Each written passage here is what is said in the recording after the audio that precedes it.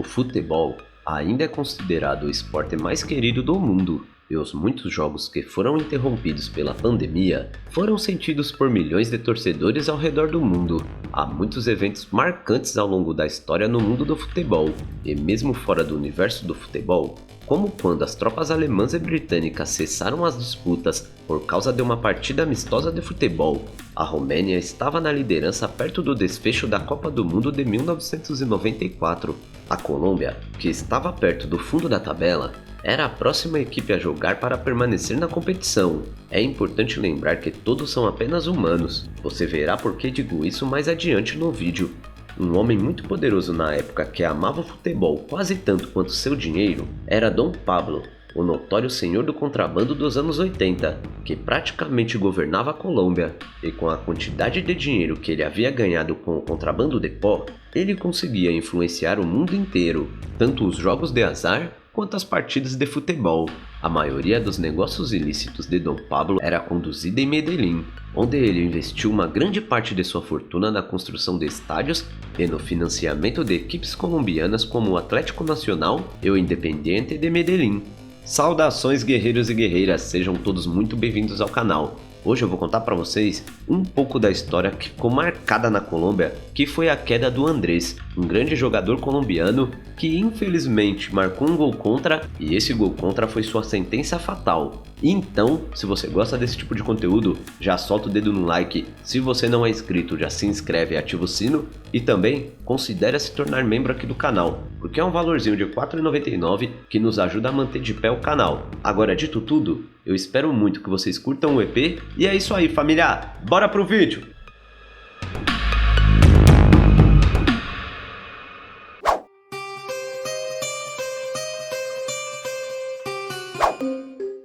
O time líder da Colômbia nunca foi esquecido, mas a participação da equipe dos Estados Unidos nessa Copa se tornou ainda mais crucial devido à animosidade que os colombianos têm em relação aos estadunidenses. Andrés, o capitão da seleção colombiana de futebol masculino, marcou um gol contra a própria equipe contra os Estados Unidos em 22 de junho de 1994. Andrés era conhecido por ser uma pessoa calma, séria e disciplinada fora de campo. A Colômbia foi eliminada da competição após perder o jogo por 2-1. A segunda maior cidade da Colômbia, chamada pela sua mais notória organização de entorpecentes, Medellín, foi onde Andrés foi desafiado por um grupo de homens fora de uma boate. 10 dias depois, no início de 2 de julho de 1994, por causa de seu próprio gol, os homens zombaram de Andrés. Ele fez um esforço para persuadi-los enquanto estava sentado em seu veículo. Ele argumentou que o gol tinha sido um erro sincero.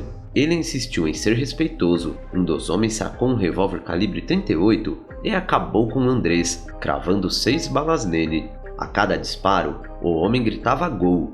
A polícia fez uma prisão na noite seguinte de alguém que pensavam ser o sicário. Os irmãos Galón pareciam ser mafiosos formidáveis e contrabandistas de entorpecentes.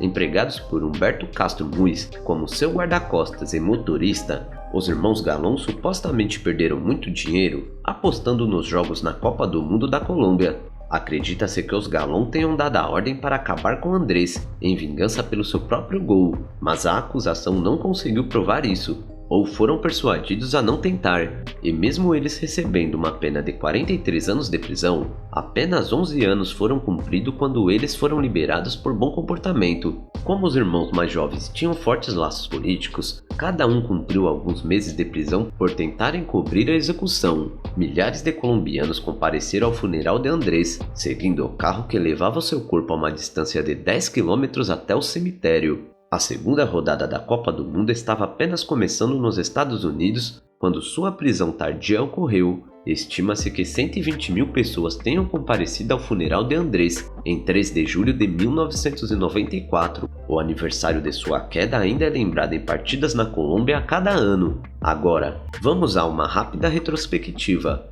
Ele nasceu em Medellín, Colômbia, em 1967. Seu pai, Dario, era bancário, o que significava que a família tinha uma condição financeira confortável. A maioria dos jogadores de futebol na Colômbia, como a maioria dos bons jogadores do mundo, vinham de bairros pobres, mas essa não era a situação de Andrés. Ele frequentou escolas particulares e escolas católicas. Todas as manhãs, antes da escola, ele ia à missa com sua mãe. Ele era devotamente religioso, um aluno disciplinado e sério em relação aos estudos, mas após as aulas, sua atenção estava totalmente voltada para o futebol. Ele era talentoso. Em 1985, foi selecionado para o programa de jovens do Clube Medellín, o Atlético Nacional, um dos maiores clubes da Colômbia. Ele subiu para o time principal, bem no ano em que completou 20 anos. No ano seguinte, foi convocado pela primeira vez para a seleção nacional colombiana. A queda de Andrés do lado de fora daquela boate foi recebida com indignação em todo o país e no mundo em 4 de julho de 1994. Os fãs na Copa do Mundo, durante a partida entre Holanda e Irlanda, exibiram uma faixa que dizia: "Andrés, a Colômbia nunca te esquecerá". A vida de Andrés contrasta com a vida de Pablo, o chefe da organização de Medellín mais poderoso da Colômbia durante os anos 80 e início dos anos 90.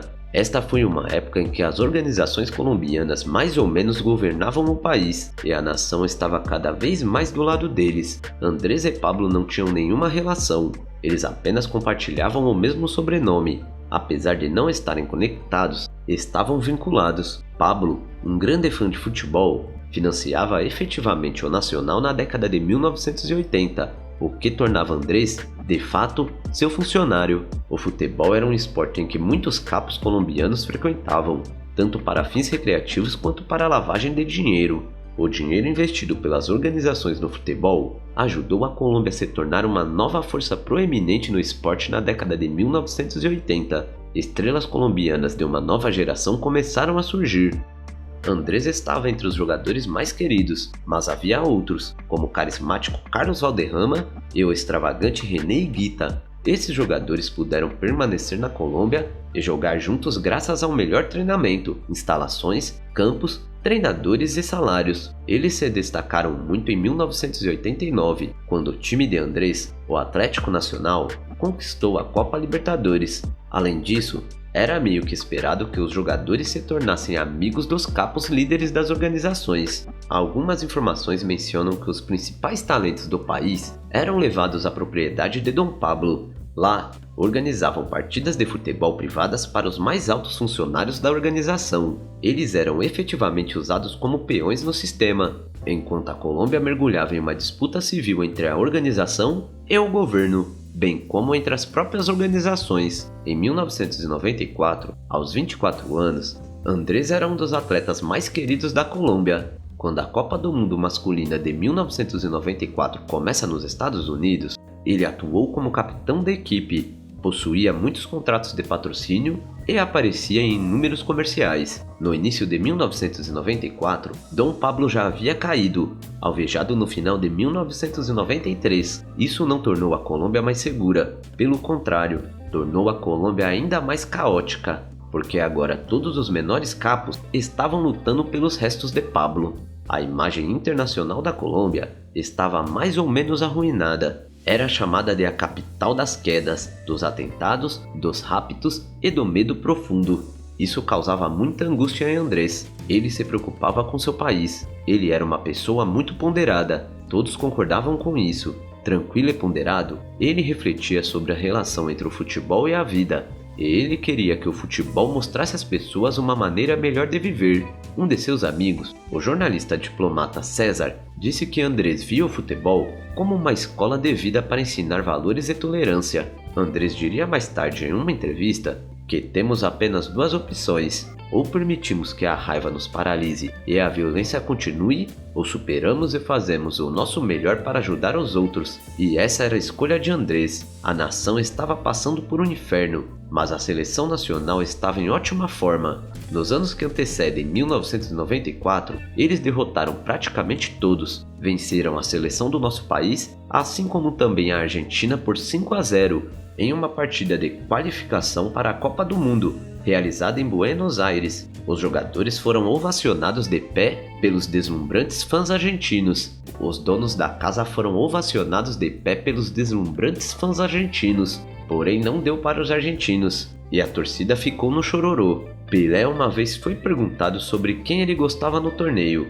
e ele mesmo disse: Colômbia. O sucesso e o pesadelo em Bogotá, aliados à antecipação, eram intensos. As expectativas eram altas. As pessoas realmente achavam que a Colômbia tinha uma chance legítima de vencer a Copa do Mundo. Os pais de Andrés voaram para os Estados Unidos para assistir o filho no torneio. E então a equipe pousou na Califórnia, e as coisas simplesmente não iam bem. Em 18 de junho, tiveram uma partida terrível contra a Romênia no Grupo A. Perderam por 3-1, na frente de quase 92 mil pessoas no Rose Bowl. E agora o verdadeiro pesadelo começava. Os jogadores começaram a ser ameaçados. Os jogadores chegaram a receber mensagens transmitidas nas TVs do quarto do hotel. A mensagem dizia que se o treinador escalasse o meio-campista Gabriel Gomes na partida seguinte, toda a equipe seria dada de baixa. E os jogadores estavam mega preocupados com suas famílias na Colômbia. Apenas alguns meses antes, o filho bebê de um dos colegas de defesa de Andrés havia sido raptado em Medellín. Agora, as pessoas sussurraram que os poderosos líderes das organizações estavam perdendo dinheiro apostando na equipe colombiana. Amigos de Andrés diziam: parecia haver uma espécie de mão obscura, muito insatisfeita com o desempenho da equipe. Os efeitos posteriores fizeram o futebol colombiano regredir por décadas. A Colômbia se classificou para a Copa do Mundo de 1998, mas foi novamente eliminada na fase de grupos. Eles perderiam as próximas Copas do Mundo seguintes. Em 2011, o país caiu para sua pior classificação na FIFA, 54º lugar. Mas a maré virou para os colombianos na Copa de 2014, quando a equipe se classificou pela primeira vez em 16 anos e fez a corrida mais profunda do país até o momento pelo título. A equipe de 2014 dominou a fase de grupos e derrotou o Uruguai nas oitavas de final por 2-0, mas, como na Copa do Mundo de 1994, eles foram eliminados, sendo nosso país o anfitrião dessa vez. Apesar da eliminação, a seleção colombiana foi recebida por dezenas de milhares de colombianos em Bogotá, e restaurando o orgulho da nação. Parecia que a tragédia de 1994 serviu como uma lição aprendida até a Copa do Mundo de 2018, quando o meio-campista Carlos Sanches recebeu ameaças após a derrota de sua equipe contra o Japão na Copa do Mundo de 2018, o que levou as autoridades colombianas a abrir uma investigação. Sanches foi expulso logo no início da partida, por receber um cartão vermelho e causar um pênalti. As ameaças contra Sanches serviram como um lembrete arrepiante da queda de Andrés, e isso levou ao irmão de Andrés, Santiago, a se manifestar. Em entrevista ele disse: "Meu irmão nunca recebeu ameaças, apenas acabaram com ele a tiros de forma covarde." Santiago disse mais: "O fato de pessoas ainda poderem dizer essas coisas em sites ou redes sociais e até mesmo ameaçá-lo, mostra que ainda nada melhorou desde a queda de Andrés." Por fim, com essa nota angustiante, chegamos ao final desse episódio.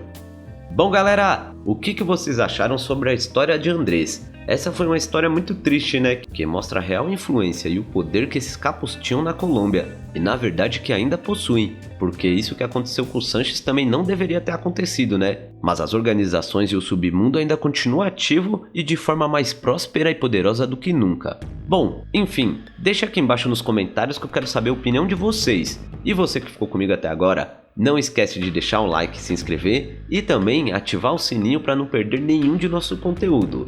Eu peço para vocês considerarem se tornarem membros mais uma vez, eu conto muito com o apoio de todos vocês. E é isso aí família, até a próxima!